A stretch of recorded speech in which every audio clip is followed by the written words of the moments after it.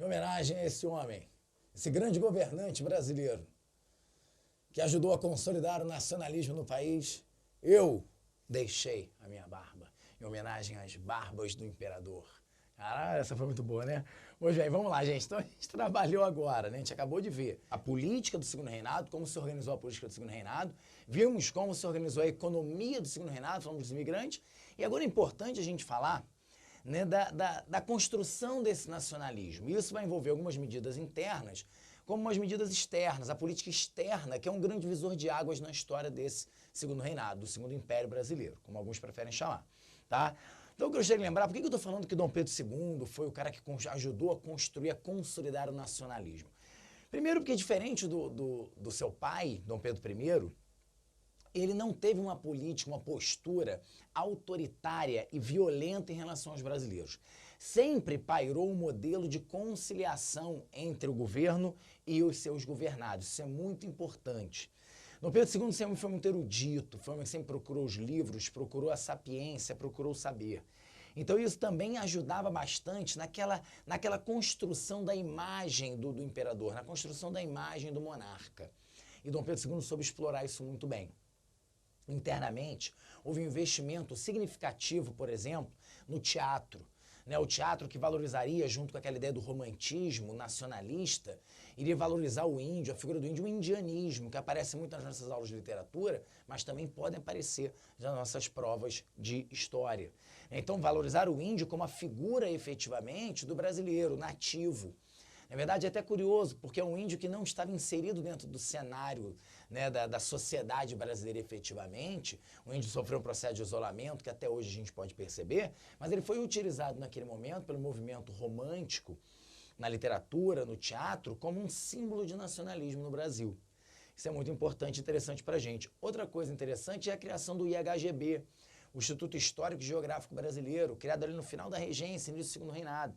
Vai se investir bastante na construção de uma história brasileira, vai se investir bastante na organização do mapa político brasileiro, que é uma relação direta. Você sabe que você tem uma relação direta, o seu nacionalismo tem uma relação com o mapa do Brasil. Tem gente que faz tatuagem do mapa do Brasil. Então ilustra, como eu sou nacionalista, eu tenho o mapa do meu país, ou seja, há uma relação direta com essa geografia, essa parte geográfica, em relação à população, em relação a tudo isso. E a questão histórica. Os primeiros livros didáticos da história do Brasil foram escritos pelo IHGB, com essa finalidade de consolidar uma história comum. Perceba uma coisa, normalmente o primeiro capítulo de História do Brasil que você estuda é o quê? A descoberta do Brasil em 1500, não é verdade? E quando você estuda isso, passa na sua cabeça, quando você fala assim, gente, o Brasil foi descoberto em 1500. Você imagina um naviozinho chegando no mapinha do Brasil, assim. Olha como é que o projeto foi bem consolidado. Você acredita que o Brasil já existia desde 1500. Então, quando eu falo descoberta do Brasil, que Brasil? Não existia Brasil. Era América Portuguesa, não sabia o tamanho do território, não sabia onde começava, onde terminava. Não havia, estávamos muito longe ainda da consolidação de um país. Mas quando eu falo de descoberta do Brasil, no primeiro capítulo, você acredita que em 1500 já existia uma nação. E isso ajuda, naquele momento, no Segundo Reinado, a afastar a ideia de quê? De uma divisão do país, de uma fragmentação do país. Então, tudo isso é muito importante para a gente entender essa formação de Estado nacional, do nacionalismo brasileiro. Agora, é claro, a política externa do Segundo Reinado também vai contribuir muito para isso. Nós temos dois casos, um menos importante e um mais importante. O primeiro, ele é conhecido como a questão Christie, que é, na verdade, uma relação, atritos que aconteceram entre o governo brasileiro e a Inglaterra, na verdade, por culpa desse embaixador inglês, chamado William Christie. O William Christie é uma daquelas pessoas arrogantes, presunçosas, acha que ele é mais importante que todo mundo aqui porque ele é inglês, tá? Legal, aquela ideia óbvia de superioridade dos brancos, dos europeus, pois bem, o eurocentrismo. O William Christie, nós tivemos dois incidentes. Primeiro, um navio inglês que afundou próximo à costa brasileira, a carga desse navio veio até a costa e a população acabou pegando essa carga, pilhando. Sabe como é? Que nem quando vira caminhão de cerveja na Avenida Brasil, nas principais avenidas, aí a população vai lá e leva mesmo, a gente garante o final de semana. Mas mais ou menos a mesma coisa aconteceu aqui.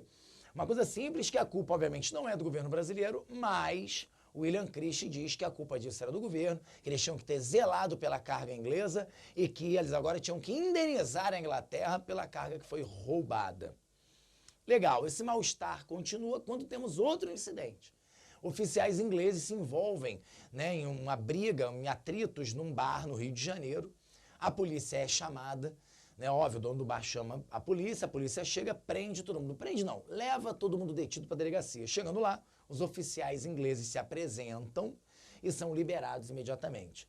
Ora, o nosso querido William Christie vai dizer que aquilo é um absurdo, que o Brasil deve desculpas diplomáticas à Inglaterra pelo incidente e que os policiais que prenderam os oficiais ou detiveram os oficiais deveriam ser punidos.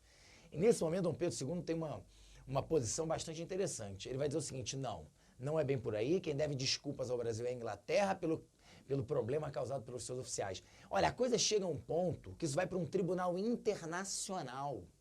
Leopoldo II, rei da Bélgica, vai ser o juiz da sentença, vai ser o juiz do julgamento e vai dar a sentença favorável a quem? Adivinha a quem? Se você errou, favorável ao Brasil.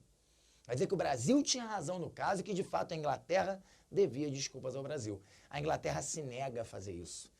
E num fato histórico, sem dúvida nenhuma, você não estaria contando ele aqui para você, mas emblemático e marcante, Dom Pedro II rompe relações diplomáticas com a Inglaterra. Você talvez nunca tenha imaginado que o Brasil romperia relações diplomáticas. E rompeu. Isso para quê? Isso para confirmar, para garantir, para ressaltar a soberania nacional na segunda metade do século XIX. Então isso para a gente é muitíssimo importante. Agora, é claro, o segundo fator, né, a segunda questão muito importante para a gente dessa política externa e que é o grande divisor de águas para a gente nesse segundo reinado é a Guerra do Paraguai.